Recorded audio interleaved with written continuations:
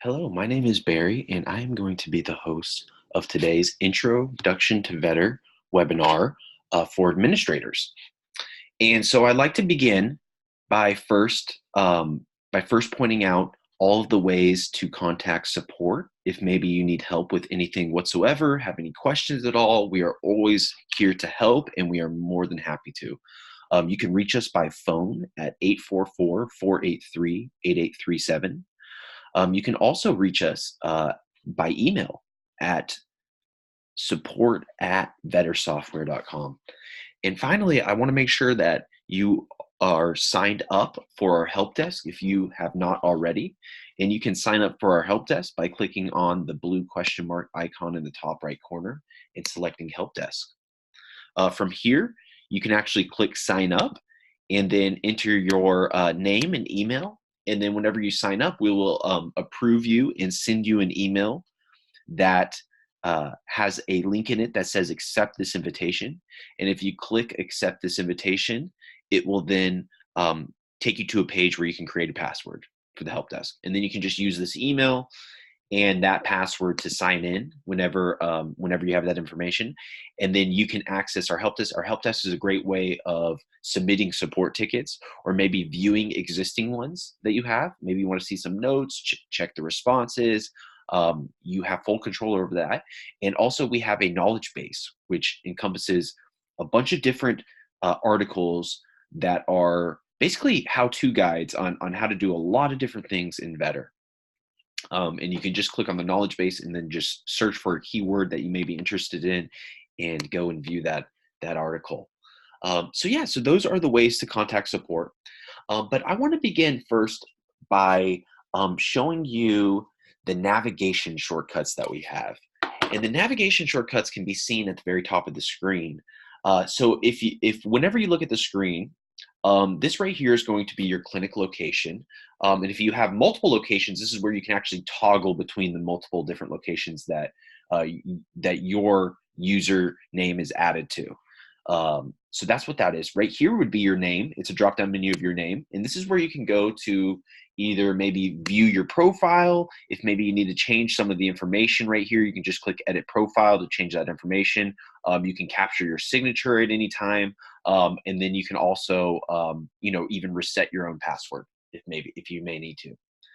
Up here at the top, and this is also the same place if you actually have your time clock enabled. This is actually where your employees can go to clock in and clock out as well. They can just click on the drop-down menu of their name and click clock in or clock out. And then also, this is also where you can also change your password as well, directly just from this little menu, or you can log out. And so to continue on the navigation menu, you can also see that right here is where you can actually have an option to do shortcuts of any of these different things from wherever you are within Vetter. So no matter what page you're on, you will always have access to, adding a new patient, a new payment, a new client, maybe even a new inventory item. So you can do any of these different things from wherever you are within the software. And so then to go over a little bit further over here on the navigation bar, you're going to see right here this little lightning bolt icon. And so what this symbolizes is actually the last 10 places you were in the software. So if I actually do go to a page in the software, I can see my breadcrumb of where I just was. So I can see I just went to Aston Bond, and the last place I visited was the staff page. So if I go to this client's page, the last place I visited was actually the patient's page. And so that's how that works. That's basically a quick way to see the last few places you were and just navigate directly to them. Right here, this is the task shortcut. So this is a quick way for you to view any tasks that may be assigned to you or created by you, or maybe just all tasks in general inside the clinic. And also a place for you to actually create a new task. And tasks can be assigned to staff members individually, maybe a couple staff members as well, or entire roles of staff members. So you have full control over who the task is assigned to, or you can just assign it to yourself. And then you can set the due date, even the client, the patient who this task is referring to, and then write in exactly what the task is. Maybe the task is call owner back to check on patient after surgery. something like that. And so the task can be due anytime, and anytime the task is due, you will be notified that you have a new task. And then you can also see like a little red dot on your little bell icon to let you know that there's some pending tasks that are new and you haven't actually seen yet. Right here, obviously, is going to take you back to the help desk. And this lock icon right here is a quick way of locking your device, which means if maybe you have multiple devices in your clinic, or maybe you just want to step away from your computer and know that nobody's actually going to, make some changes on your username, you can click on this lock icon and it will actually lock the screen from wherever you are. So whenever you go to unlock the screen, it will actually unlock it from the exact page you locked it. So it's a really great way, instead of having to log out and log back in and then navigate back to where you just were, you can just lock the screen, walk away, and then unlock it when you are ready to log in. And all you need to do is just enter in your password and just pick your name from a drop down menu. And then you'll get right back into the place you just were, whenever you locked it. Yeah, so that is the navigation shortcuts. So today I'm primarily going to go over the settings module, um, the inventory module, and then probably wrap up with the reports to show you some good stuff as well. So I'm going to begin by going over to the settings module. And so whenever I click settings, I want you to notice one thing. There is a tab that says add-ons. Now, the tab that says add-ons is going to be where you can see all of the different integrations that Vetter has.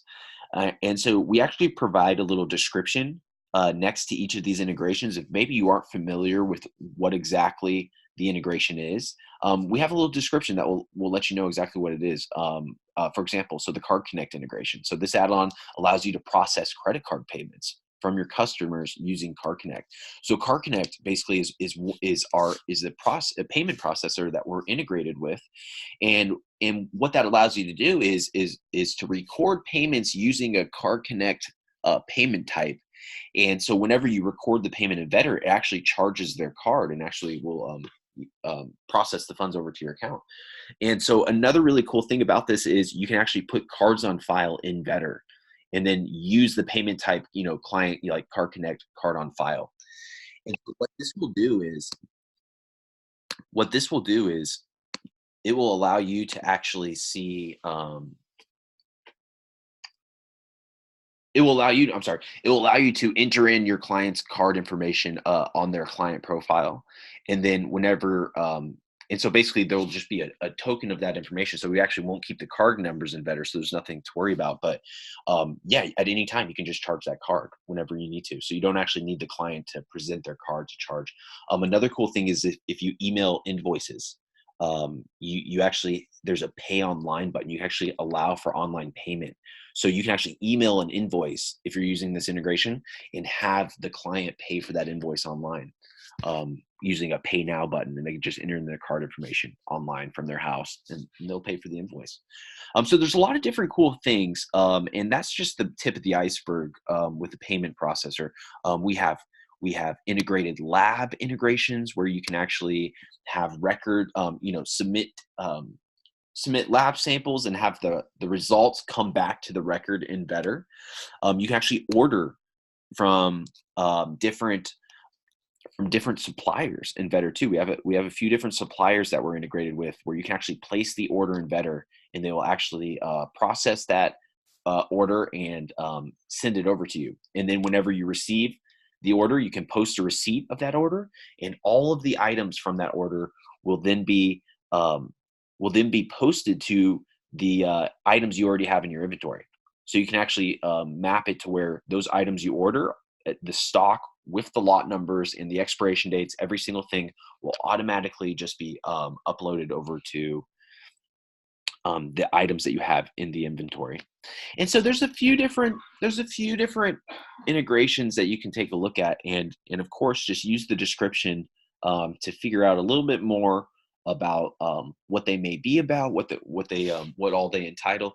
And if you have any questions about any of these integrations at any time, feel free to let us know. We are more than happy to help show you a description of what's going on, actually maybe even share screens and show you how it works. We're happy to walk you through it, enabling them, anything in between. So if you are curious about any of these integrations within add-ons, just let us know at any time. Awesome. Okay. And so one other add-on I'm going to point out is the Google Cloud Print. So this goes hand in hand with if you want to print labels to your Dymo label writer. If maybe you have a label writer and you actually want to print prescription labels, essentially all you need to do is just make sure you have the Dymo driver installed on the computer that's connected to the Dymo, and then add that Dymo to Google Cloud Print, and then you can enable this Google Cloud Print integration. And then what that will do is any device in the world will be able to print to this Dymo that's plugged into this computer. So you can use your cell phone or anything like that. And the reason that that is possible is because of Google Cloud Print and enabling this integration. And so essentially all you need to do is just click the plus sign on any of these add-ons at any time to enable that integration. And so different integrations will ask you different information though as well, just depending on what integration it is. Some will actually just enable just automatically. Some will actually ask for some will actually ask for like account information and stuff. For example, like NWI integration, things like that. Okay, so anyways, that is going to be those are the add-ons. So these can all be found within the settings module under add-ons. So next, I want to kind of go over some advanced configurations, some that you may or may not know exist and can be very, very useful for you once you know. So, okay, so the first thing I'm going to show you is how to create a new appointment type. But first, I want to first show you briefly is what appointment types really are. So if you actually go to the schedule at any time and attempt to book an appointment, the first field it asks you is what type of appointment this is. And so this is an appointment type. An appointment type is essentially a duration, a default duration, and also a default color that it will appear on the schedule. And there are a few other settings you can do too, and I'm going to show you what those are. So to create an appointment type, you are going to go to Settings. You are going to click on this Configuration drop-down menu, and you'll scroll down to New Appointment Type. And so here we can put a name of an appointment type. And so here I'm just going to make one, and I'm going to call it Surgery Appointment. And the duration is going to be 60 minutes. And the color I can actually choose from either this color palette, or I can actually type in an exact color that I'm looking for, an exact color code that I'm looking for. And so anyways, here I'm going to use the color palette, and let's get, we'll put in a nice light blue. And you'll see right here, it now asks me for a default medical note and a default bundle. So this is a really cool feature that we added to our appointment types, which so not only does it just instill a default duration and a default color, it will actually put in place whenever you go to check in this appointment that's using this appointment type, it can actually by default select which medical note you plan to use whenever this specific type of appointment occurs. And so you can actually select from the list of medical note templates that you've created, and you can select anything, and you can make it to where whenever I use the basics, whenever I book a surgery appointment and I check it in, I want my basic soap to be selected. And then I can also select my bundle. So I could have a surgery bundle that has all the things that I need to add, that I usually add when I do a surgery appointment. I can already have those already ready to go. So right when I check in the appointment to save it, I can then select from the items within that bundle what I would like to add. So this is a really cool thing. It saves you a lot of time, and it just makes it completely automatic whenever you book that type of appointment. There's just a few less things that you need to select whenever checking in a specific appointment, and that's because you're setting them up right now as a new appointment type. So that is an appointment type. That's how you create a new appointment type. If you needed to view existing appointment types, you'll click on this configuration drop-down menu, still within the settings module, and just go to view appointment types. And then so here you'll see your existing appointment types. And at any time, you can edit these appointment types over here by clicking the gear icon and then just clicking edit appointment type. Or you can delete appointment types as well. And if you happen to enable the online appointment booking integration, um, there's also going to be a field that's added that says allow for online booking. So whenever you're configuring your online booking integration, if you happen to use that add-on, you actually have full control over which appointment types that your clients can book for online. And also even which provider shows as available for online booking as well. But yeah, and remember, if you are curious at all about any integration, make sure you go to the help desk and search in the knowledge base article for a keyword for that integration, like online booking, for example. And then you can read exactly how to enable it, what exactly it is, and and exactly like what exactly would happen whenever you use it. So you can do that for any of the integrations, any of the add-ons as well, or even for appointment types or anything you may just be curious about better. So remember, the help desk is always a great tool, always a great tool. Okay, so now I'm going to go back to settings, and I'm going to scroll down this list right here. And I want you guys to take note, you have a lot of different settings that you can configure.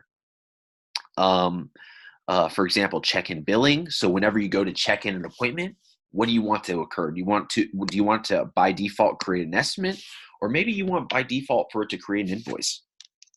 And so by doing that, whenever you check in the appointment, it will by default already have it selected to create a new estimate or create a new invoice, or maybe you can even select no default if maybe at the time, whenever you're checking it in, you want to make sure you are selecting the invoice or estimate that you want to, or maybe you want to select an open existing invoice, which you have full control of doing on the check-in.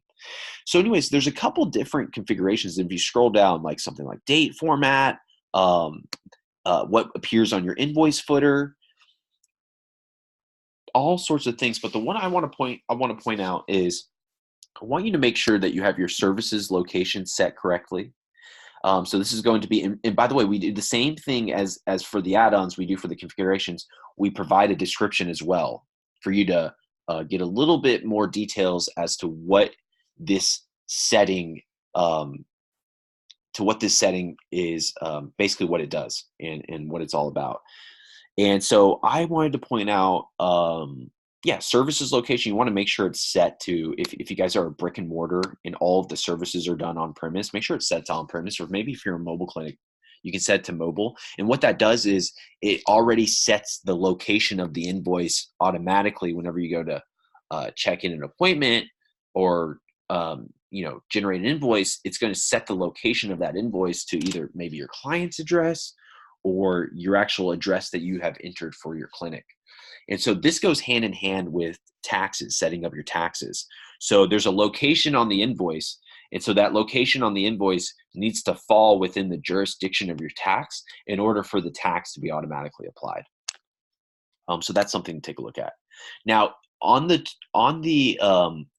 topic of taxes, I want to go over exactly how you would go about adding taxes. Now, the first thing you want to make sure of is when you click on this configuration drop-down menu, you want to click on view addresses. You want to make sure your address is entered right here for your location. And you at any time, you can actually add multiple addresses if you'd like. But if you need to go, this is how you actually edit your address. So you'll see the name of your clinic, and then you'll probably see a bunch of blank columns. So if you click the gear icon right here and click edit address, this is where you can actually start to enter in your address. So if you start to type it in, you're going to notice this little drop-down menu pop up, and it says powered by Google. Okay, so this is us. So we're tied with Google Maps API.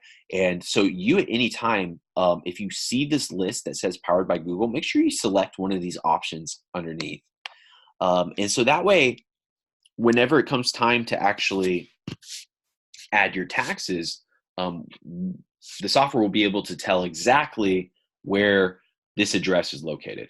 because it's tied directly to Google Maps, and so there's no question about which jurisdiction these taxes are going to apply to, whether it's a county or city or state or country even. And so anyways, you want to make sure you have your address entered incorrectly, and you want to make sure that when you enter in your address, you're selecting from that list that appears below, powered by Google. Once you have your address entered in, now is the time to start adding in new taxes. Click on the configuration drop-down menu, scroll down to the very bottom of the list where it says new tax. Click on that, and then here's where you can start to enter in your tax name. So for example, I could do CA state tax.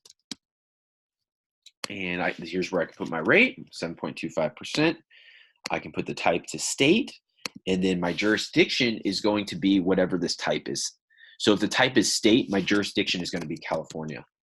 And then I'm going to select it from this little option that appears below. And then I have the opportunity to either apply it to all inventory categories. So every single item in my inventory is applicable to this tax, or maybe specific inventory categories where only the items in my retail, only the items that have a category of retail are the ones that are going to receive this tax. And so whenever you're done, you're just going to click save to save your changes. And you can, in the different types you have are city, county, state, and country. And the jurisdiction is just going to be whatever you set that type to. So if it's county, for example, I'm in Dallas, Texas, my county is going to be Dallas County. And so that's how that works. That's how that works. So then once you enter in your tax, you can at any time view the existing taxes that you have created so far by clicking on the configuration drop-down menu and then selecting view taxes. And then from here, I can see the different values associated with it, the different types, the jurisdictions, and even which categories this tax currently is applied to. And I at any time can edit this tax, and I can, if I wanted to, remove some of the specific categories that are added if I wanted to, or I could add in existing ones too. So you have full control over your taxes in which items the taxes are applied to. You may ask yourself, you may be asking yourself, well, what if I have, a couple items within the same category, but I only want to tax a few of them? So here comes into play subcategories. So you have full control over creating as many different subcategories as you would like. And you can do that by clicking on inventory, clicking on categories, and then new category. And then here you would select which type of category this belongs to. So we have a bunch of different category types, for example, administrative fees, immunizations. And so you can select which different type of category this applies to, and then make a whole entirely new subcategory. And then you can just put in the items that you only want to be taxed into that subcategory. And then the items in the other subcategory that are all within the same category type, they will actually not receive the tax. Okay, so that is taxes. Those are taxes. And by the way, any questions along the way, you guys just ask me. More than happy to answer them. Okay, so the next thing I want to show you guys, I want to go over are email defaults. Email defaults. Now, what that means is you have full control over the subject line of your email along with the body of the message for any of these different types of emails. And you can go and you can find this list by going to settings, clicking on the configuration drop-down menu, and then selecting view email default. So here you can actually see the specific type of email. And so I can see right here, invoice, for example. So when I'm emailing an invoice, they're going to receive a subject line that says invoice from Vetter Software Training. And then the body of the message is set to the system default message. I at any time can change this message by clicking this little pencil and paper icon right here. And I can change it to any one of my custom letter templates that I've created. So in order for you to replace the system default, the system default message, you are actually going to have to create the body of that message in a custom letter template. And then you can select that custom letter template to add to be the body of the message for this email whenever it's sent over. And then you can click the floppy disk to save if you've made a change. Now, I'm going to show you how to create a custom letter template and where to find them in just a second. I just first wanted to show you where you can find where to change the email defaults and how exactly that works, like how exactly you can actually change it. So this is where you find it. So settings, the configuration drop-down menu, view email defaults. And then I at any time can edit the information with this pencil and paper icon on the right-hand side.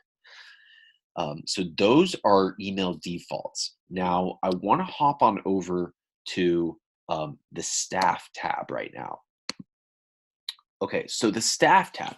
So when you are starting your clinic and you add more than one user to your account, you are then going to be tasked with the responsibility of creating a staff member from time to time. And so you can do that by clicking on settings and then clicking on the staff tab right here and then clicking new staff.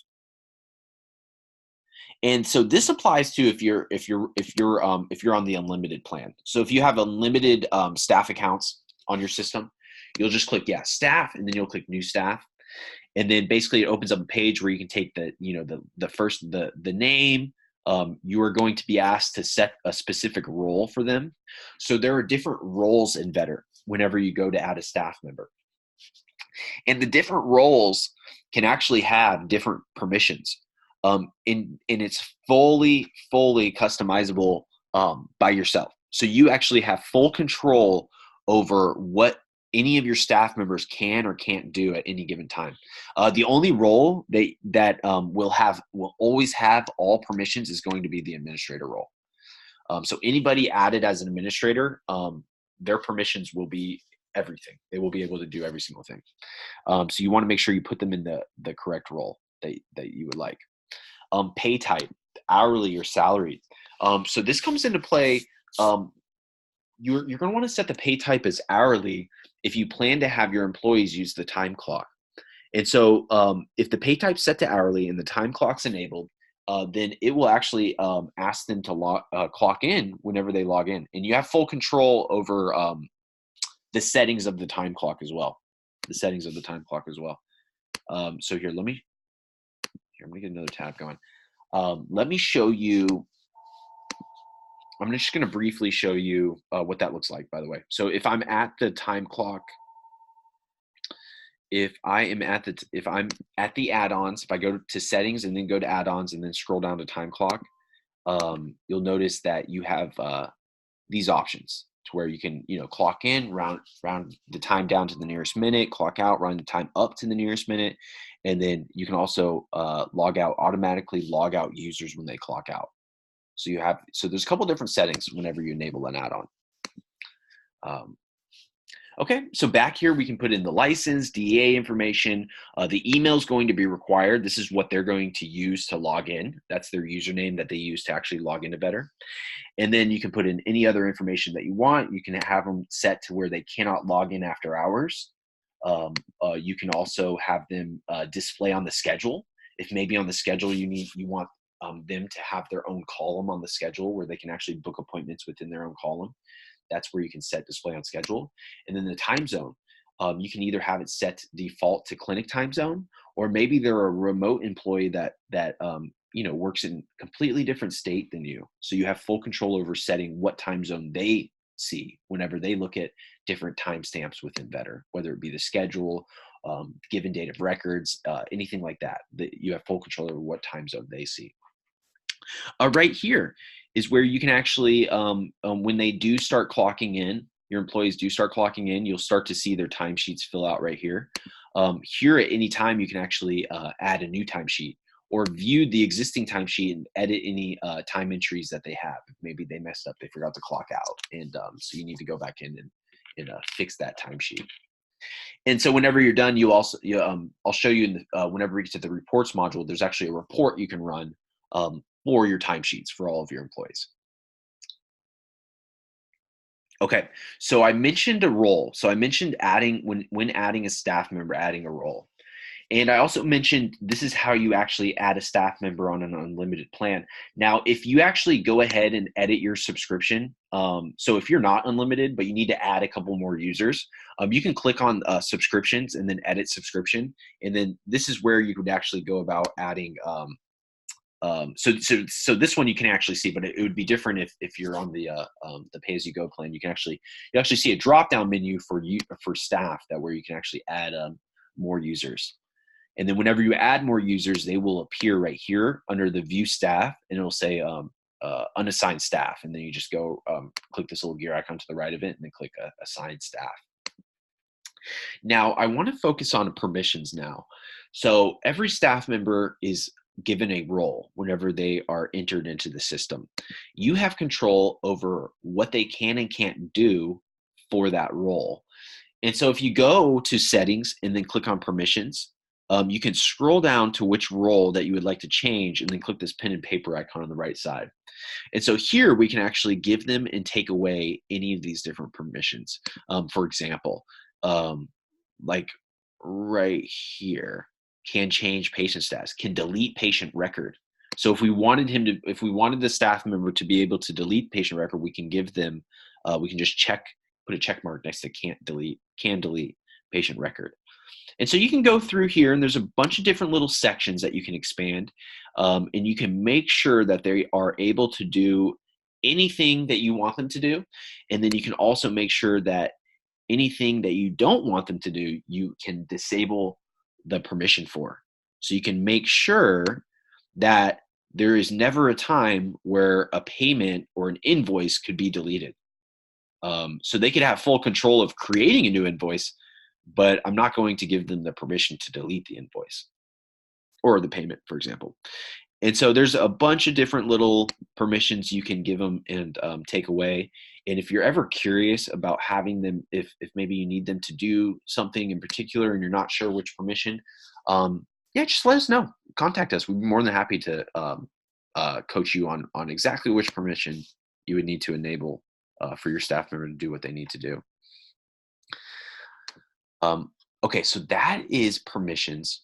That is creating new staff accounts, and also even locking outside of clinic hours, locking out your staff members outside of clinic hours if you need to. So anyways, now I am going to show you really, really quick, just to tie up the whole entire staff section, how to review their timesheet. If you click on reports and then click on staff, you'll see right here is a timesheets report. And so this timesheets report will actually show you all of your staff members that's at the clinic, and it will even basically show the clock in, the clock out, and you can also filter the timesheet for whatever preference you want. Maybe you're interested in what happened in October. I need to get the timesheet for October. So you can actually set the date range to be the entire month of October. Or easier, just do last month. We have some predefined options right here that make it actually really easy for you. So if I do this month, it will the entire month so far, or last month, it will do the entire month last month.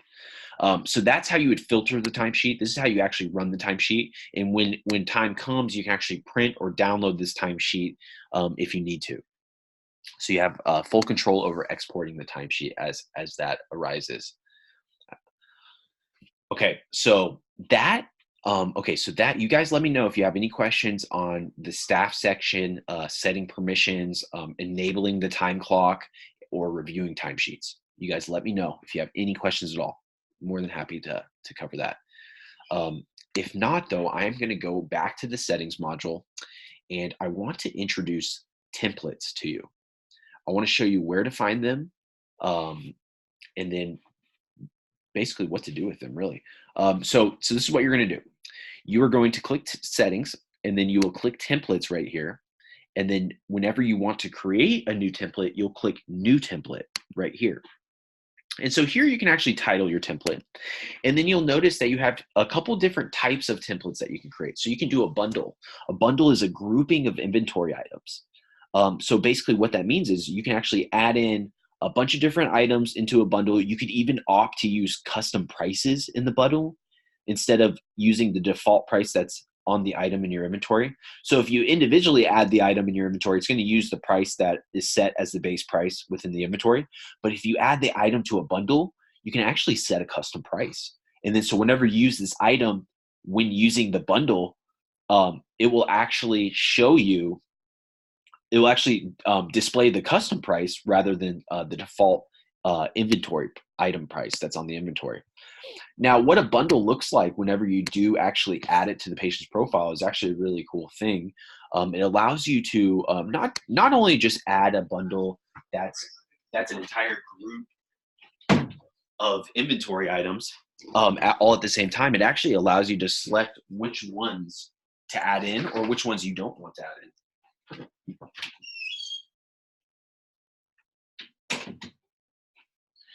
And so here, I'm going to simulate what it's like adding a bundle really quick. So if I go to History New Record and I go ahead and I go to add this bundle, you're then going to be greeted with this window right here. And so these are all the items I have in my bundle, and I can even set the quantity before I add them. And I can also uncheck the ones that I don't want to add. And so I have full control of adding multiple items at the same exact time, and even have the possibility of utilizing a custom price while doing that. And that's all through a template that I create for bundles. And so essentially the way that the templates work are, you are going to title them, you are going to set the type, and then that is going to take you to the screen to then edit that template.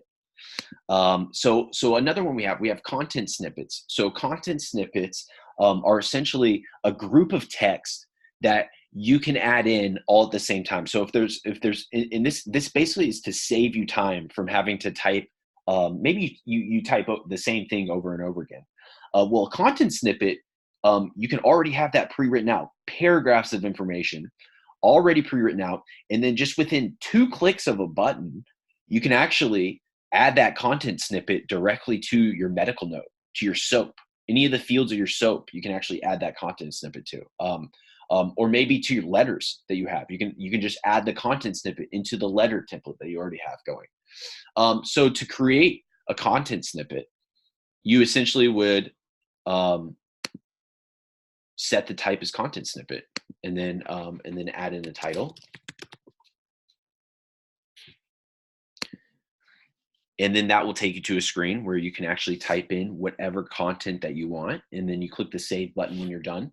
And then that will be accessible for you later whenever you are in a medical note or a letter. And I'm going to show you what that looks like in just a second. But first, I want to show you. And by the way, you have full control over editing any of these templates at any time. And you can do that by clicking on Settings, clicking on the templates drop-down menu. And for example, if I wanted to edit a content snippet, like the one I just created, I can click View Content Snippets. And then right here, I'll see all the different content snippets that I have created. And I will then click the gear icon, Edit Template. And then it will take me right back to that screen we just were, and we can edit whatever existing information we have. Same thing applies for bundles, letters, and medical notes. So here, if I go to View Bundles, I can actually just click on a bundle, and I can see all of the items added to the bundle. I can remove items from this bundle if I want to. I can add new items to the bundle if I need to. I can even add new actions. Actions are basically events that are triggered whenever the item is added to the patient's history or an invoice. And so you can actually add actions to the item in your inventory. So whenever this item's used, or you can actually add custom new actions that only happen whenever the item is used through this bundle. So bundles are really cool because you actually, there's a lot of different custom things that you can do with bundles. Okay, so here I wanted to show you now, I want to go over creating a letter template. And so to create a letter template, I would title it, and I would change my type to letter, and then I would save. And so that would actually go to a blank letter template. And here, I'm going to go ahead and here, we're going to open up an existing letter template we have right now. Okay, so you're going to notice within the letter template, automatically, you already notice these little, this information that's in these little brackets. And so this information right here, these are actually what we refer to as variables. And so variables can be added at any time into any letter template that you're creating. And so they can be added just by going over here on the left-hand side. And for example, I can expand the information on the left-hand side by clicking this little arrow. And then you're going to see this green little plus sign next to the information. And if I ever need to add this into my letter, I can actually just click this little plus sign right here. And so we'll add that little short code into my letter. And so what happens is whenever this letter is added to a patient's profile, or maybe a client's profile, if that's what you're intending to have the letter added to, this information that's within this little variable will actually be populated. For example, up here, so it would say letter title, that's going to populate euthanasia consent. Pet's name, that's going to populate whatever patient's name that we've added the letter to, and then so on and so forth, patient breed, patient age, and you have full control over what is added to your letter template. There's all sorts of variables that you can add. So it's a really, so you make sure you go through this letter template and actually just take a look at all the different options you have, and see if maybe you can build out a really good letter template utilizing this information. Now, one thing you'll notice right here, it says signature field. Okay, so signature field. So a really, really cool thing about letter templates that you can do in Better is actually electronically sign the letter. You can actually have your client sign a letter and have that signature then added into the letter permanently. So where you will always have on your record a signature from your client, and you can even export that letter at any time, email it, print it, or just keep it on file. So if I went to a patient's profile and I actually added a new letter to their profile, and I select my template to be euthanasia consent, the one we were just working on. Here, I'll put the owner as well, and we'll even put a recipient. And I'm going to save that. Okay, so you're going to see all of the information is populating on the letter. The only thing that has not populated yet is the signature. But I, at any time, can go to the very top of this letter that I just added. And I could also, by the way, actually edit this letter and even maybe even put in a little information that I need to. Or maybe add some more information that I need to, or maybe you have a letter that has like a couple spaces you need to fill in. So you can click edit over here on the letter and actually add in anything that you possibly need to. And then whenever you're done and you are ready for your client to sign this letter, you can click sign letter at the very top. And then right here, we can actually have your client come in and do their signature. Or they can type it as well if maybe they're a little self-conscious with their signature. And so you can use anything. You can use a stylus on a tablet or a finger, or maybe a trackpad. Maybe you have like a wireless trackpad, or maybe a trackpad on the laptop, or a mouse. Use any of those different things to have your client sign the letter. And then here, I'm actually going to sign the letter so you can see.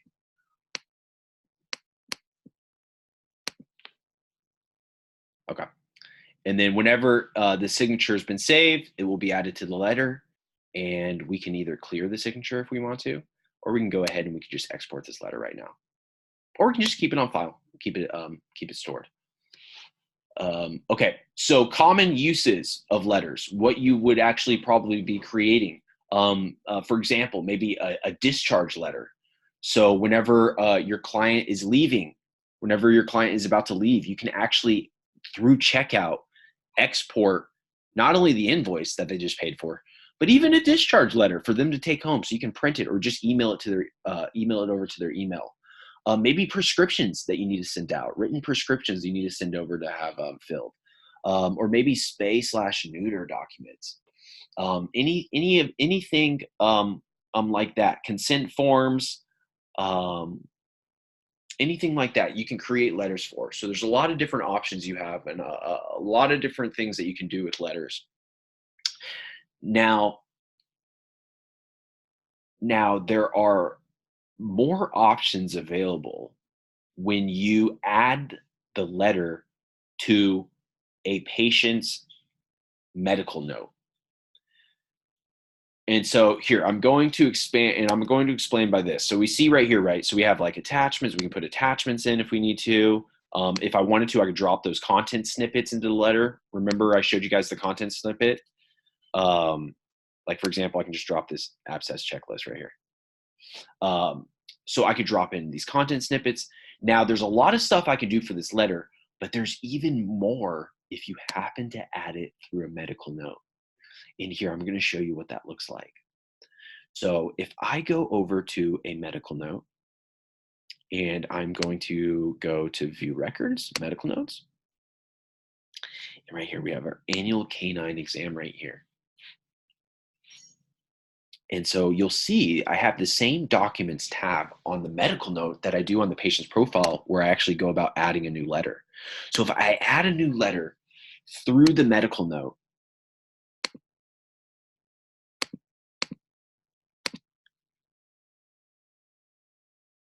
you're going to see that I actually have more information that I can add. I can actually add in medical note information into my letter that I plan to send over to my client. I can add in the subjective section, maybe the objective, the assessment, the plan, maybe even some client communications. And I can also even add in medical records, like information about the actual medical records.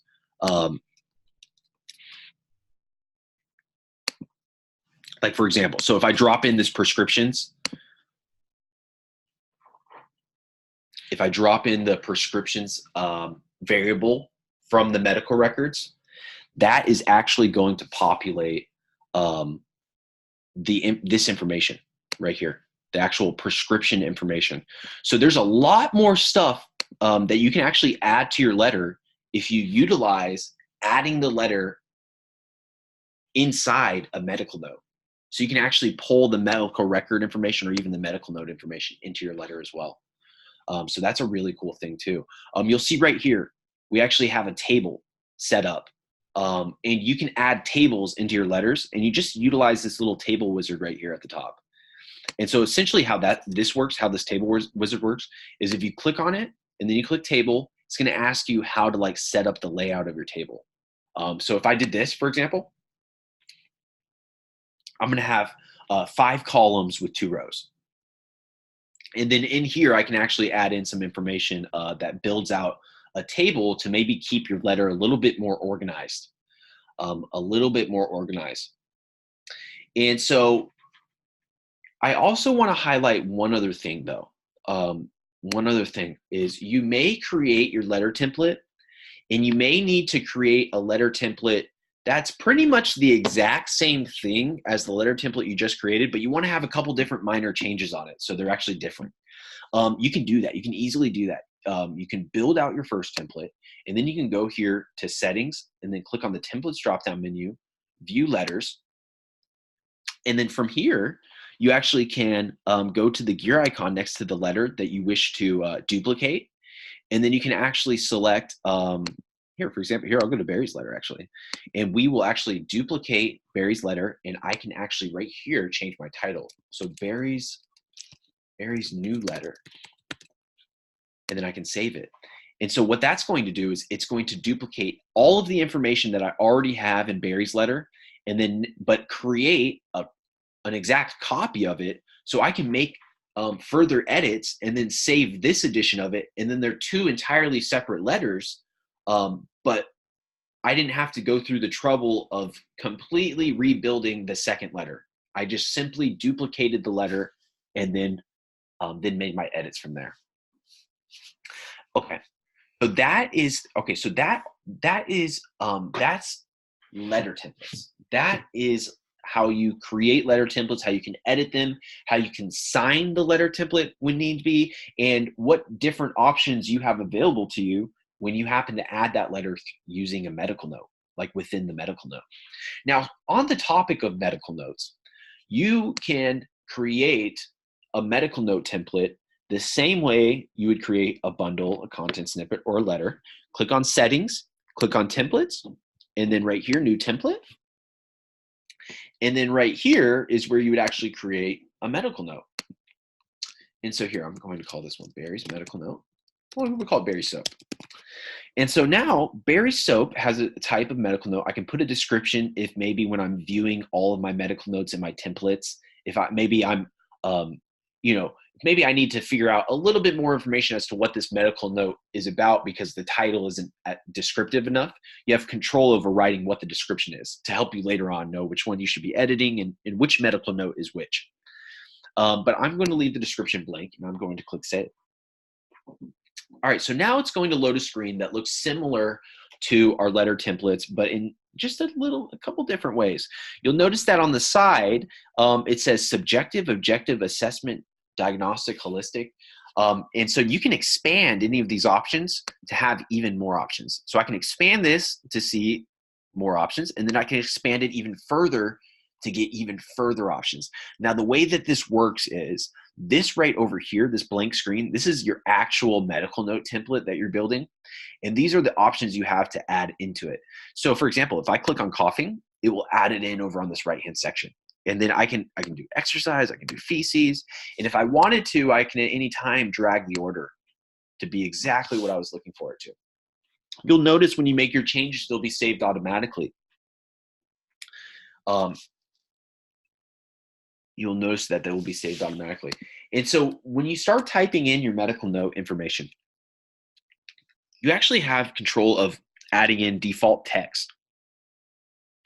So you can already have your SOAP already pre-filled out with text already, to where you can then, if need be, just leave that field blank. If maybe it's like the feces is usually always normal or something like that, you can leave the field as it is as you're typing it, and it would just save you time. Or maybe it's something that maybe you need to come in and actually fix. And so you can actually do stuff like this, like, yes, no. So you have control over what's already pre-filled in the field whenever you're adding in the medical note information. And so when you scroll down, there's a bunch of different options that you'll have that you can add in. And you can add them in from different sections. And we even have vital signs as well. We could put like a little field for the weight. And then that would give you kind of a little drop-down menu to where you can actually record the weight. And the weight will then, whatever you type in the weight for the medical note, that will be recorded for the patient's profile and also on their weight history with it if you ever go to view their vital signs. So you have full control over building the medical note to be exactly what you want it to say and be exactly what you want it to be. Now, if maybe you run into a time where you're looking through the subjective history section and you notice that there's not a field here that you actually want to use, like there's actually a field missing that you actually would really want to be there so you can use it in your medical note. Well, you have full control over adding as many different fields as you would like. And you can create a custom field. And you create a custom field much like you would create a bundle or a letter or a content snippet. You would click on settings, you would click on templates, and then you click on new template. And then here you would actually go about typing in whatever you want the field to be titled, feces field. And then the type will then be a custom field. And so here you can actually enter in values. If maybe you want the drop-down menu to be present with different values, you could do that by entering in one per line if you wanted to. Or if maybe you don't want to use any values, you don't have to actually use the drop-down menu, you can just put a space. And then you'll select which section to add this custom field to. And you can even select which subcategory of that section you would wish to add this custom field to. And then whenever you save it, it will then be an option whenever you're building your custom medical note. You'll then see that option is now added within the subjective history section at the very bottom. And so then you can just select to add that, and then we'll add in that custom field so you can create that exactly the way that you want to. Okay, so I briefly covered bundles, and so I'm just going to go over them one more time really quick. So we know how to create the bundle. We know how to view the existing bundle. When you are on the actual bundle, you can add a new item at any time on the bundle by clicking on this items drop-down menu and then selecting new item. And then here, whenever you add in the item, you can add in whatever item you want. And right here was what I was talking about earlier, where you can actually set to either select the default price from inventory or use a custom price. And so if you select custom price, you can actually even take away a fee that's usually normally added, or add in a fee that's never added whenever individually adding the item, or completely change the unit price altogether. And then the last section you have is print on invoice. What this means is you'll see this option generally when you're trying to add items to invoices or estimates. And what print on invoice means is if you select print on invoice no, that means this item isn't going to cost any money at all for the client, and they aren't going to see it on their invoice. This is more used for if you want to keep track of your inventory of that item, but you don't actually want to charge for it. So if maybe you have like cotton swabs or syringes, for example, something like that, you can actually do print on invoice no, and you can actually add those syringes or cotton swabs to your bundle and still pull that from the stock in your inventory, still deplete the stock of that item in your inventory so you know when you need to order more, but you actually won't charge for it. So that's essentially what print on invoice means. Whenever you add an item to a bundle, the actions from the item in that inventory, the actions you already have set up for that item in your inventory, will automatically populate right here within the actions field of the bundle. You at any time can get rid of these actions by Xing them out, or at any time, whenever you save this item to the bundle, you actually can add new actions as well that are completely different than the actions you have on the item in your inventory.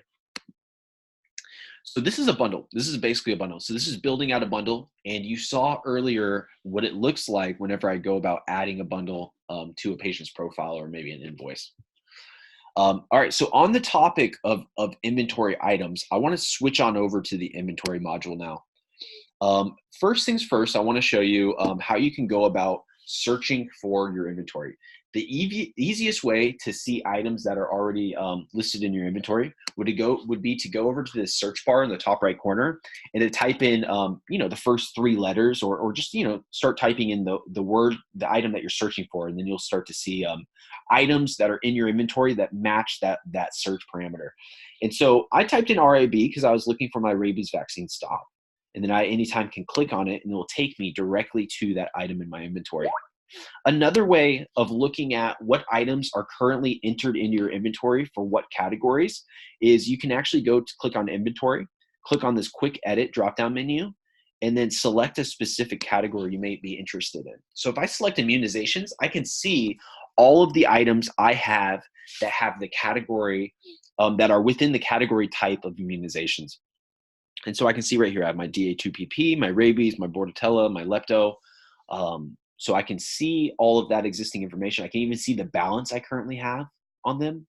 And I can actually see if maybe the balance has gotten out of whack right here. So I know my lepto has gone astray. So I at any time can edit this item to actually go to it in my inventory and then actually adjust the balance to make sure I have the right balance. I can also see if maybe I'm running low. I can see my rabies item has now fallen to 12 units. Well, we need to have 20 units on hand. We need to make an order. So we just placed an order. So I at any time can click this gear icon and click add purchase. And I can actually add my purchase of the order I just ordered right now directly from the screen. Or I could do the same thing by just going to the item in the inventory and just adding a new purchase that way. Okay. All right. So that's essentially, so those are two different ways that you can search for items in your inventory. And like I said earlier, there's a way for, since whenever you create a new item, it always asks you for what category to put this item under. And depending on which category you actually put this item under, you'll notice that you actually will have different fields to actually add in. So if I have a different category, so if I add it to a category of fees, the only field I can really edit is going to be this base price right here. to where I can actually put in like exactly how much the fee is.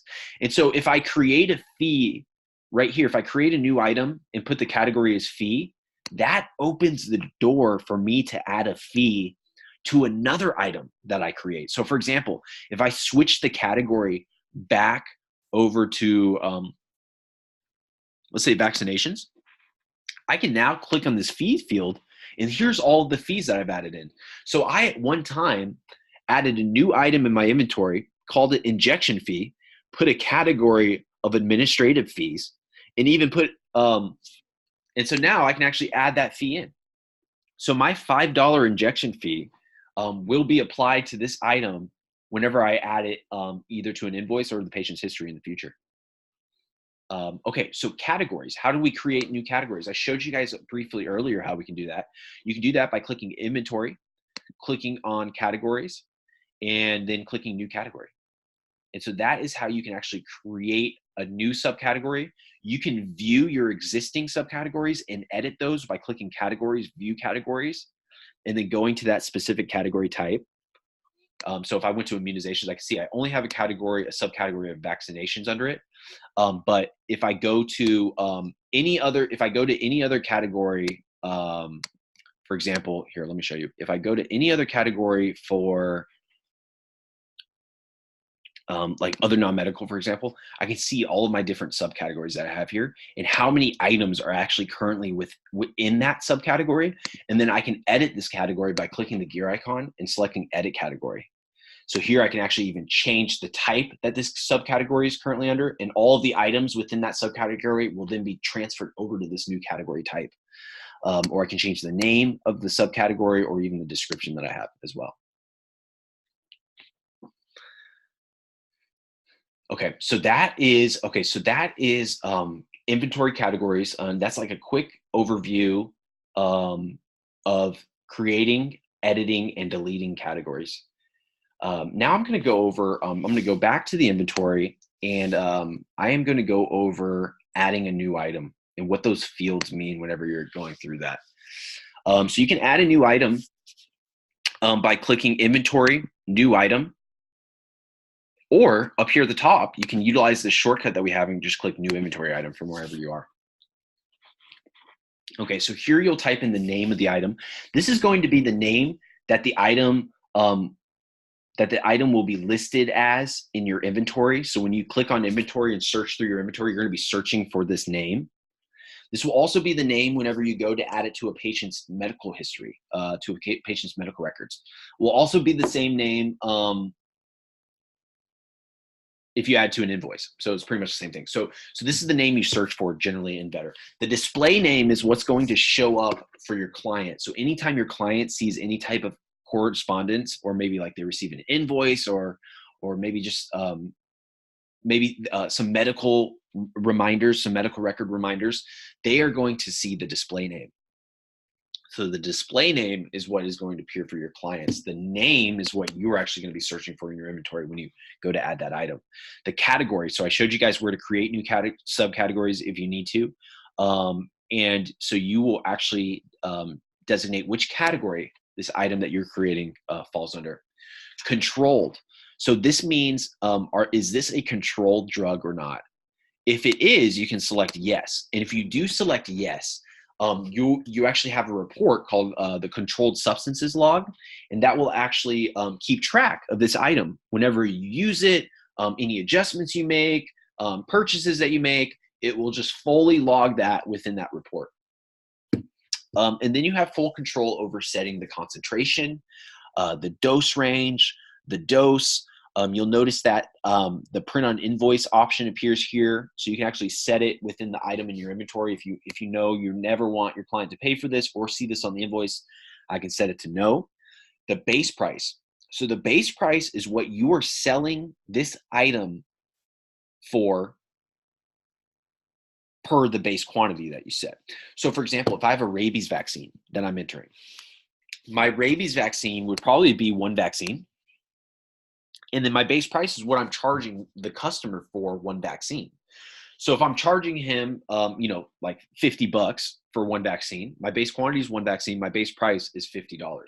The minimum price, that's the price floor. So that's the minimum price that will be charged no matter what quantity your client's ordering. So for example, if I had 5 tablets, my client's buying 5 tablets of amoxicillin, but I have my amoxicillin costs 25 cents per tablet. So my base quantity would be 1 tablet. My base price would be 25 cents. And so if I sell and I put my minimum price as $10 and I sell 5 tablets at 25 cents a pop, which would come out to $1.25, on the invoice, the client's going to be charged $10 because my minimum price is $10. So only when they pass the threshold of $10 will the base price start to continue to calculate. So once they go over $10 worth, so if they buy 40 tablets and they get to $10,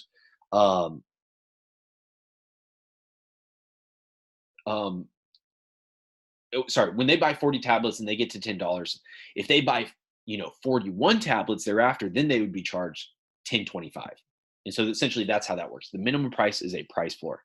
The fees, so I at any time can add in the fees. And you guys saw earlier, I can add a fee by first creating a fee as an item in my inventory under the category of administrative fees. And so once I create that fee in my inventory, I can select it here. And this fee will be tacked on to this item whenever I go and add it to an invoice or to an estimate. And the fee will be tacked on top of whatever you charge the client. So if he bought 4 tablets for a base price of 25 cents, comes out to $1, but we add in the injection fee of $5 or dispensing fee of $15, for example, it would come out to $16 or $6, depending on what the fee was. Okay. And so that's how the base quantity works. The route and location, obviously you can set the route and location if you want, and it'll just pre-fill it into the records. So if it was like a rabies vaccine, we could do subcutaneous, and then, like right hip or something like that. Now the next due field, this one's really important. So if it's an individual item in your inventory and you aren't utilizing uses, and uses, by the way, I'm just going to briefly go over, are a way to designate within one master item in your inventory multiple next due dates. So for example, you have rabies stock. You can actually add 2 different uses. One is a rabies 1 year and one is a rabies 3 year. And then what the rabies 1 year is due in 12 months and the rabies 3 year is due in 36 months. And so no matter if you use either of these uses, it will still pull out from your master item that you have of your rabies stock. So more on that later for sure. But that's what this next due date is when is this item due? So if I set that this item is due in 12 months and I add this item to the patient's history, an internal reminder in the reminder summary at the top right corner of the patient's profile will be populated saying that this item is due on this date.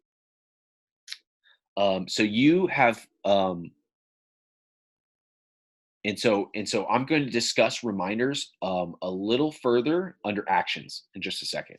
So we're going to come back to that in just 1 second. Okay. All right. So we are now here. Let's go to an actual item in the inventory. So that's creating a new item. And here is an existing item that we have in our inventory. And you can see that one thing I want to go over would be this price tiers. So these are discount tiers. So for example, maybe you have like something like NextGuard or something that, you sell individually for $10 or whatever. You sell 2 at the $10 price point. And then eventually whenever you sell 6 though, you want to give your customer a 10% discount. So you can do that easily. You just right here, utilize this price tiers. So I can go price tier, new tier, and I can set my max quantity to 6. And whenever they reach a quantity of 6, I want a 10% discount to kick in. And so I can add that in right here. And so just to make sure that the tiers are all set up correctly, you're going to want to add one more tier after you add in that first discount percent, that first max quantity with discount percent. You want to do this. You want to do max quantity 5 with a 0% discount. That way, anybody from 1 to 5, if they If they receive 1 to 5 of the quantity of this item, they will not receive a discount. They'll have a 0% discount. If they receive 6 or over, they will receive a 10% discount. So that's how that works. That's how that works. So these are discount tiers. These are price tiers, and that's how you set them up. Just go to that item in your inventory, click on price tiers, and then click new tier. And then click new tier. Okay. So that's setting up discount tiers. Now I want to go over actions. So remember, we just set a next due date.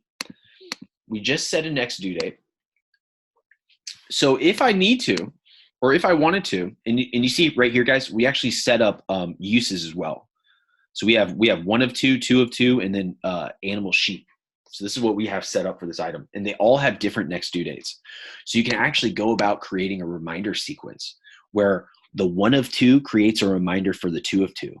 And then the 1 of 2 creates another reminder for the 2 of 2, but it's a different email sequence where 1 is emailed 2 weeks before due and then 1 is emailed 1 week before due, just to make sure they know that they are due for the second edition of the horse, the rabies large animal horse.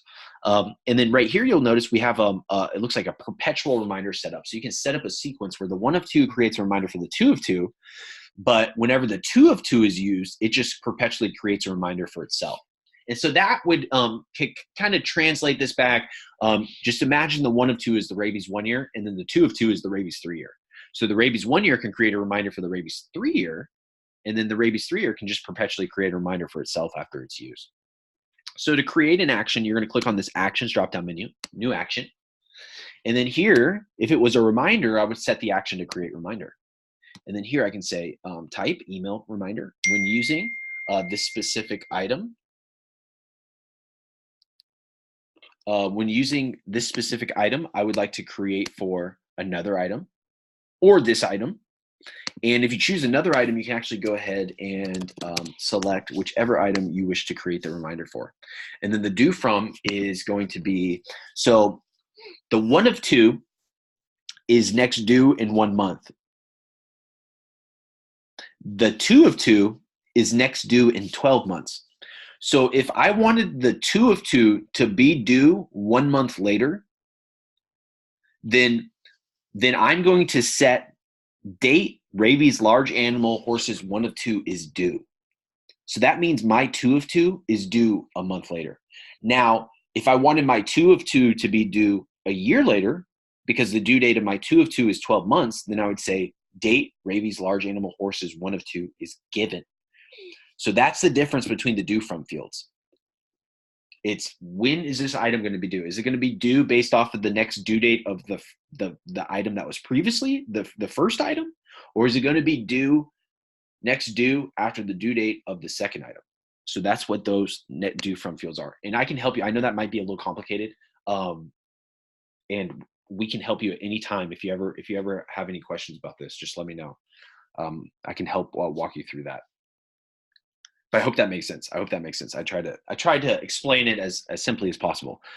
And then right here, send. How many weeks before due or after due do we want? We can create multiple, like the same action, like 3 different times with different before due dates. So in case we got to send over, 2 weeks before due, 1 week before due, and then maybe a week after due if they never actually came in, you have full control over that. Update bundles. Do we want to update all of the bundles that they are in currently? Or maybe we just want to update a specific bundle that it's in, just one bundle. We want to update this new action to be on just one bundle. So you have control of that. Now, creating reminders isn't the only action, actions available to you.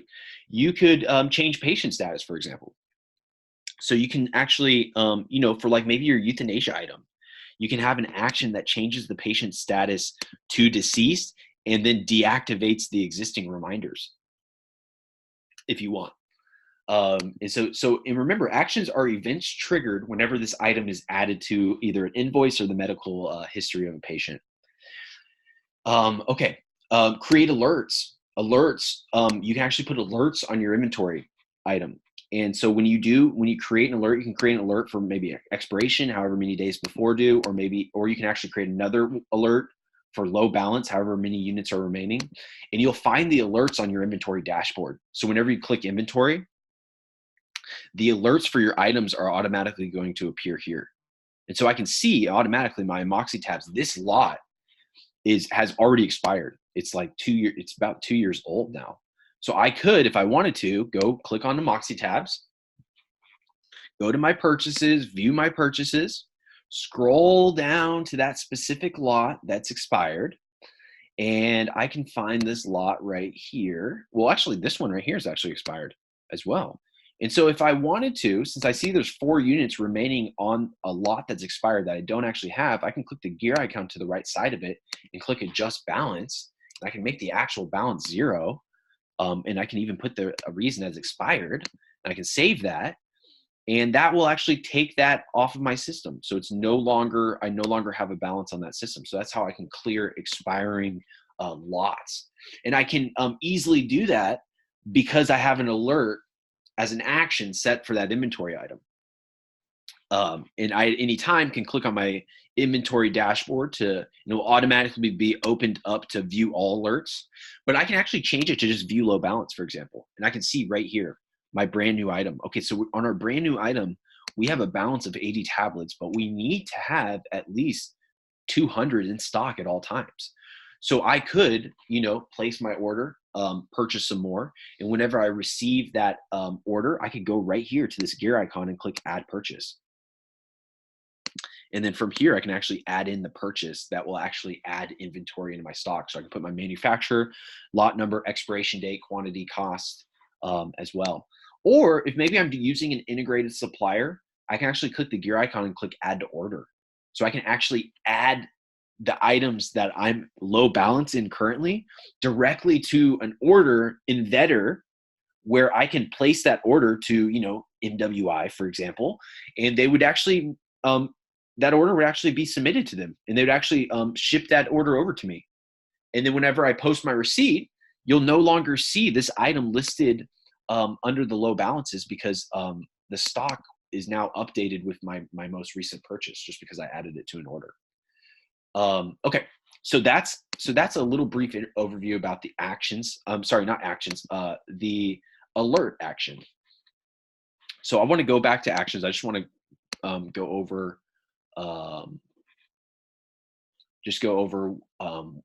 one more with you. Oh, and by the way, at any time you can set a disable reminder action. So say you have a couple individual items that you've added, like some lepto, some distemper, and you put it on your patient's profile, and they have the reminders for the distemper and the lepto. Well, maybe you have a combo vaccine that has both distemper and lepto combined in it. You can actually create that combo vaccine as an item in your inventory, and you can set a disable reminder action to where anytime this item is used, I want it to disable the reminders for, the lepto or the distemper, or maybe there's an item that you used to order that you no longer order. You order like a new version of the item that does the same thing. Well, you can set a disable reminder action to remove any reminders that you want from any previous added items that are currently on the patient's history whenever you're using this new item. So whenever this event is triggered because it's added, those reminders will be disabled. So that's what the disable reminder action is. Another action would be create task. So you saw earlier we can manually create tasks whenever we need to. Well, you can actually add them as an action on an inventory item as well. And when doing so, whenever the item is added to the patient's history or an invoice, this task is automatically created and it's assigned to whoever you want it to be assigned to. So if it's like a surgery item and I have a task to, call client, check on patient after surgery, that action will be created for however many, days or hours after due, weeks after due. And then my staff member will receive that task, and then they will call the client, check on the patient, and then they'll complete that task. So tasks can be added to an inventory item as well. Tasks can be added to an inventory item as well. Okay, so now the most important thing of your inventory is going to be keeping track of this current stock that you have. And so to do that, you're going to have to enter in the stock of your inventory as a new purchase. And that's when this purchases tab comes into play. You'll click on purchases, new purchase. And then from here, you'll actually designate a supplier. And suppliers can be created at any time if you need to by clicking contact new company. And I'll show you what that looks like. Contacts and then new company right here. Any name you enter here and save will be a selectable option for a supplier whenever you're in that new purchase screen. And so anyways, here is where you are going to enter in the manufacturer, the lot information, the expiration date. If you want to move quickly with this little calendar, you can click on November 2019 to go out to the months, and then 2019 to go out to the years. And then in 3 clicks, I can go to May 20th, 2020.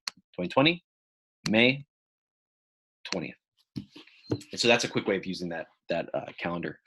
Here you're going to put in the quantity. So the quantity is what you purchased, but you got to take into consent what you have written as your base quantity. So if I'm doing like for like amoxicillin, I sell it 1 tablet a piece, right? So my base quantity is 1 tablet. When I go to record a new purchase, I'm not going to enter in 1 because I bought a bottle of it. I'm going to enter in how many tablets are in that bottle. So if I bought a bottle that consists of 100 tablets, then my quantity is 100. And then my cost is whatever I paid for the quantity. And then you can enter in the shipping and the tax. And in the settings, you have a cost plus pricing feature where if you plan on using like a percent markup to do your inventory, like 250% of latest cost, for example, the cost plus pricing setting will either take into consent to include shipping, include tax, or maybe to exclude shipping and tax, and just to only to take in the cost as well. So that's how you enter in a new purchase. And so whenever you do actually enter in a new purchase, I'll enter in one right now.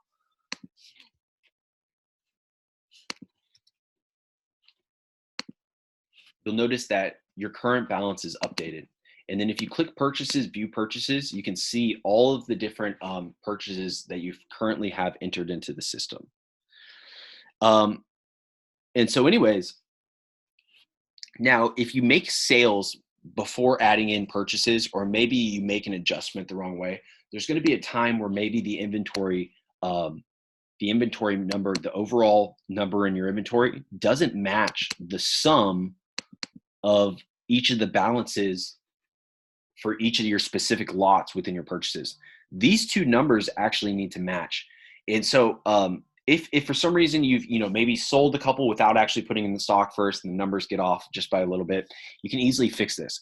Now remember, when you make your adjustments, if you have to, let's say I, for example, stepped on like a couple of these vials and like just smashed like 50 milliliters out of the purchase I just brought, I would go to purchases, view purchases, and then click the gear icon to the right side and click adjust balance.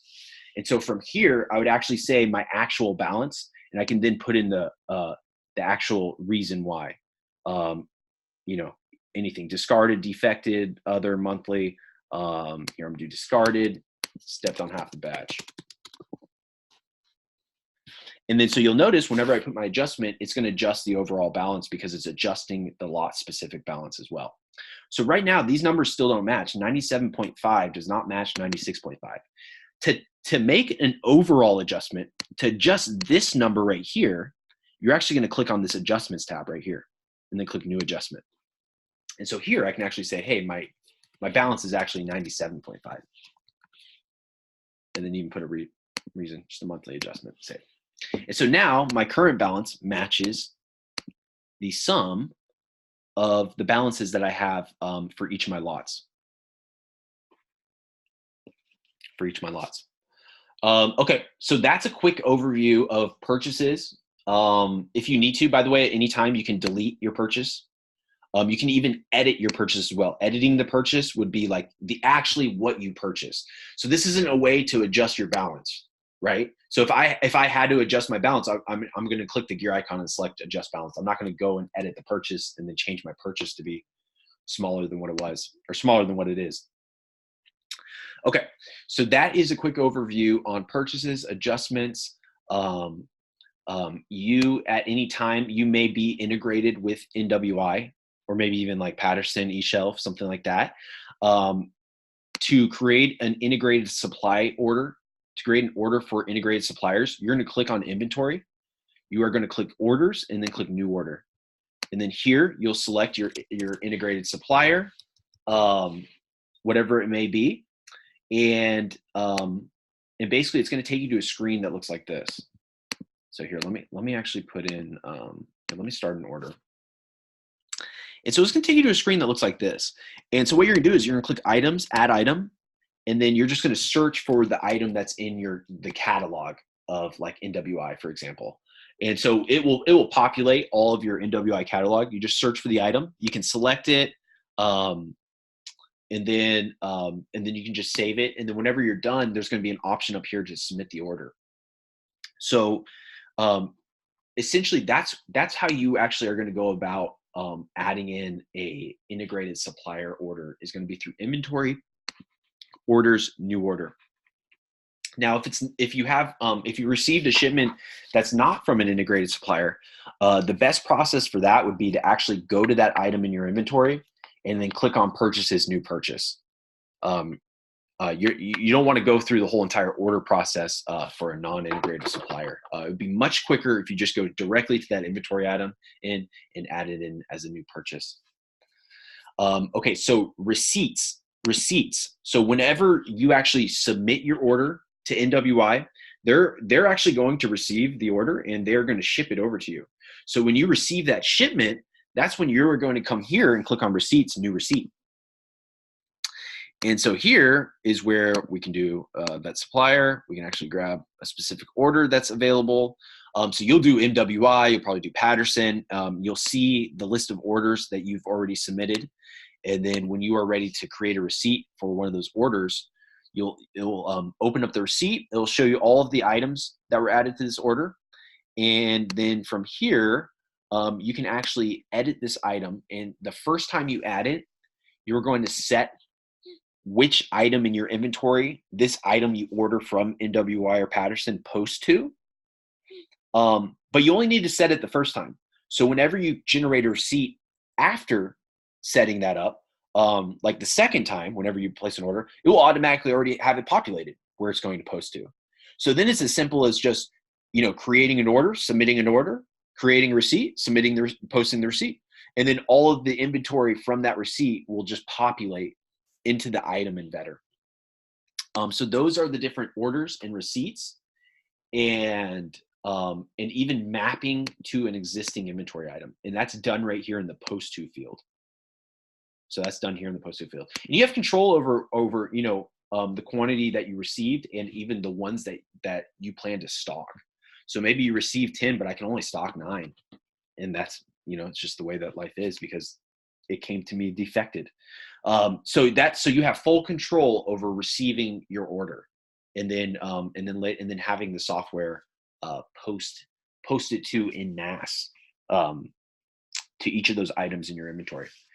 Speaking about bulk updates, I think it's now a really good time for me to show you how the bulk update feature works in inventory. So if you click inventory and then click on bulk update right here, you actually have, you can actually update multiple items at the same time. So I can actually have multiple items entered in, multiple specific items, or I can do entire specific categories worth of items.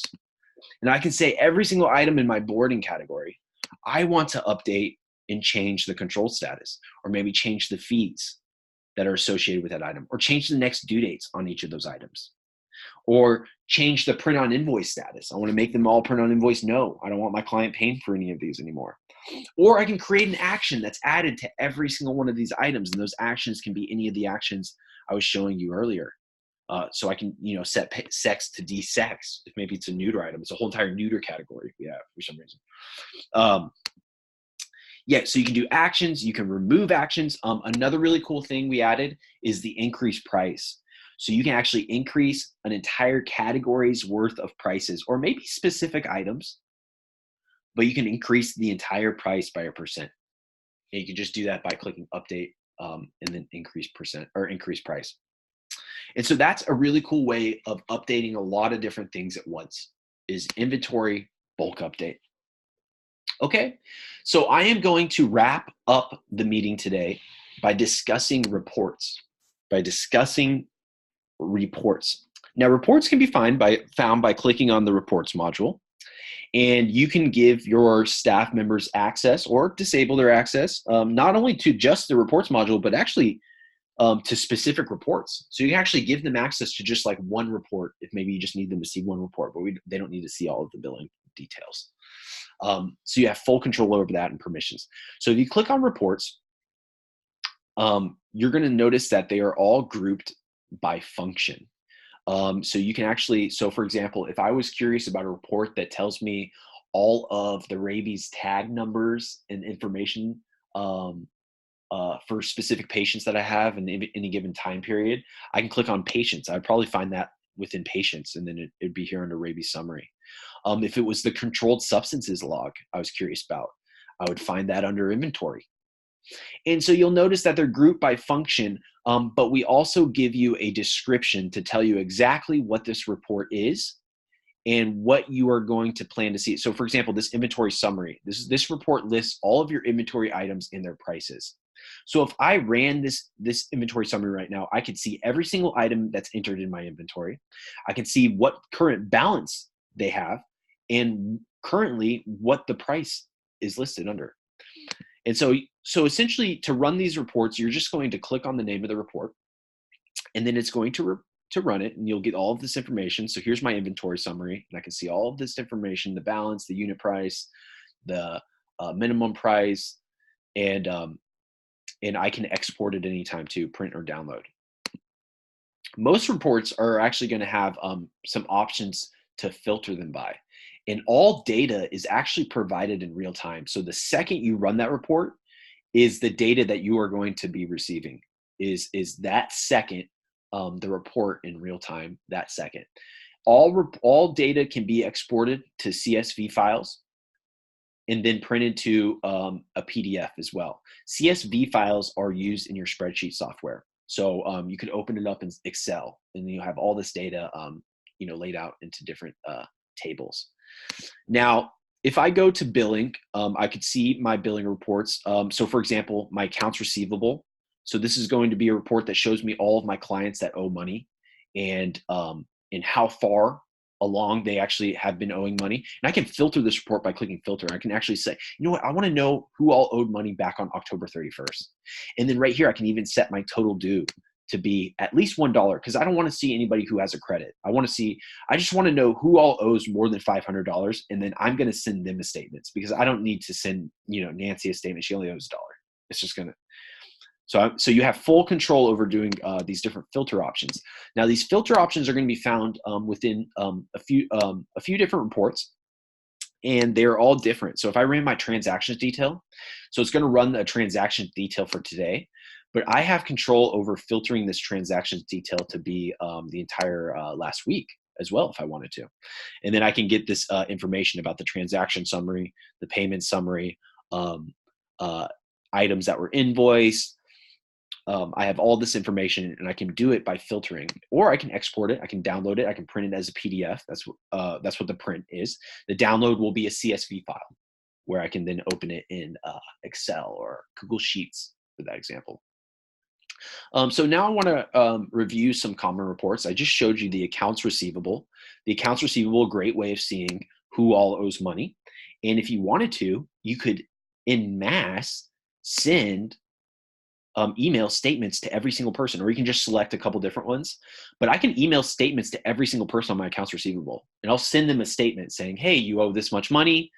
Here's some of the supporting invoices," and just to give them an idea that they still owe money, and provide them with an account statement.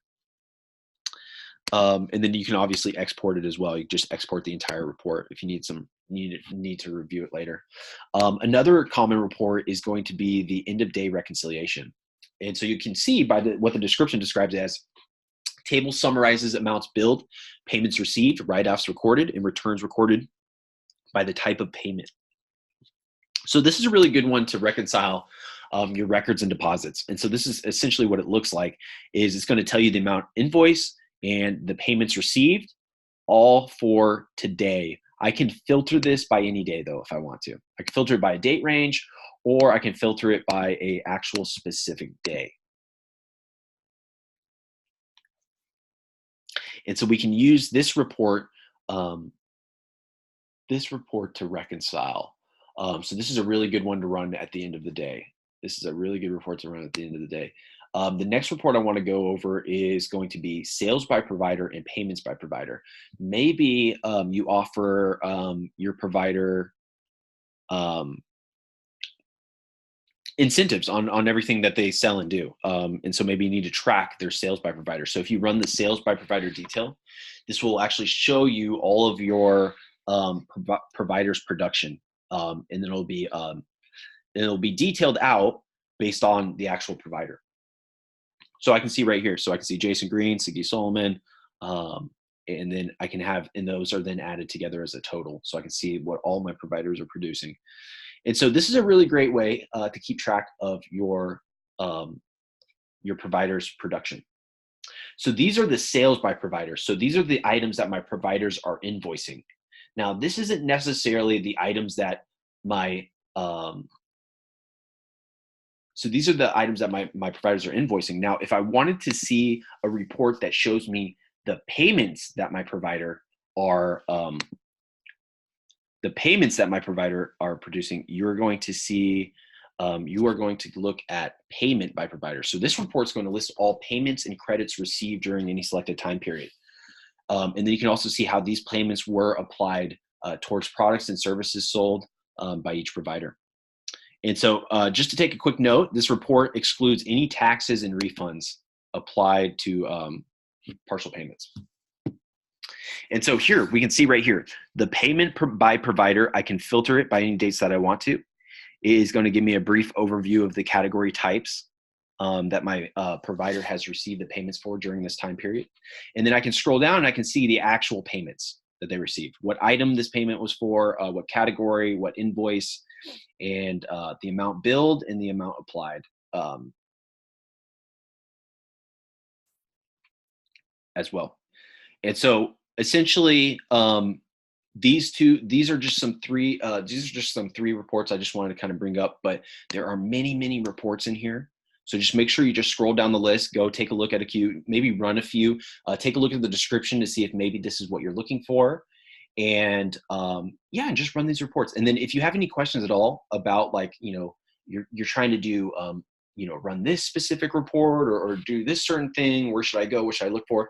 Just remember just to contact support and just to let us know. We're always here to help you. So we can guide you through anything that you may be looking for.